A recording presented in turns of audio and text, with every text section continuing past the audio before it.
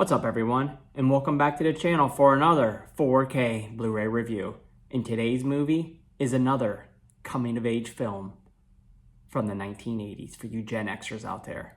That would be 1983's Risky Business, starring Tom Cruise and Rebecca De Mornay. Criterion just released this on 4K for the very first time, and I'm happy to announce that it is indeed in the clamshell design and not the monstrosity that was Trainspotting. Let's check it out. It's on the front, classic scene from the movie. On the back, it's just words, information about this release. Inside, 2 discs. Check out the pink disc. That's the 4K disc. And then there's a Blu-ray disc behind it. That's where special features are. And then you got this little pamphlet. It's actually a poster on one side.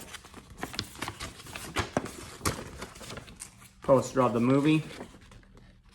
And then there's this little informational section about coming of age in Reagan's era. Sorry. It's a pretty decent read, so you can check that out.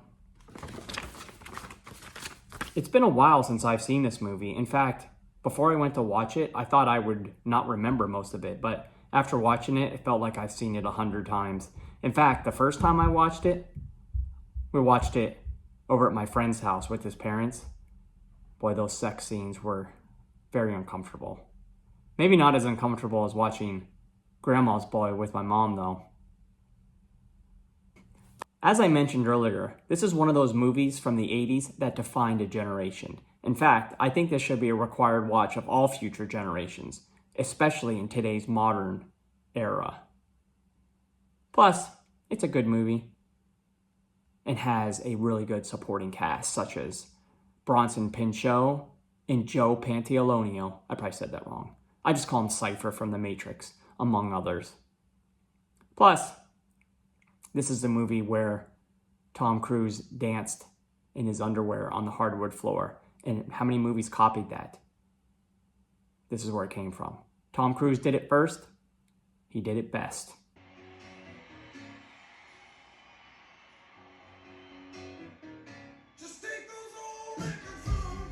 Exactly. Let's get on with it.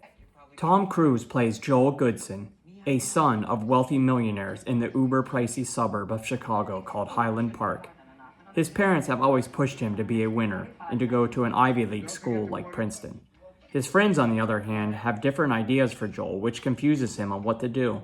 He does know that he cannot be a virgin when he attends college, so he calls a call girl named Lana. He has had dreams about a sensual encounter with a girl in the shower, and this is what fulfills his dreams. What he gets is far more than a one-night stand, including losing his mom's precious glass egg. Joel likes this newfound power with his parents on vacation, so he eventually lets Lana turn his house into a brothel, which enrages Lana's pimp, played by Joe Pantoliano. His perfect life gets turned upside down as he learns the hard way about how to win in life. Plus, this film could be a commercial for Porsche. Porsche. There is no substitute. Criterion went back to the camera negative for this brand new 4K image, and it looks great for being 41 years old. This 2351 image has never looked this good. I guess the transfer was approved by both the director and the producer. Colors looked good and had much depth and detail, especially the bright day scenes. Darker scenes and shadow detail looked good as well, as you would expect. This is a really good transfer here. The audio was presented in DTS HD 5.1, which was very soundtrack heavy. The soundtrack has very good bands such as Phil Collins, Prince, Bob Seger, and others. Outside of the musical numbers, Tangerine Dreams offered some nice catchy ambient tunes. Dialogue was very clear and precise as well.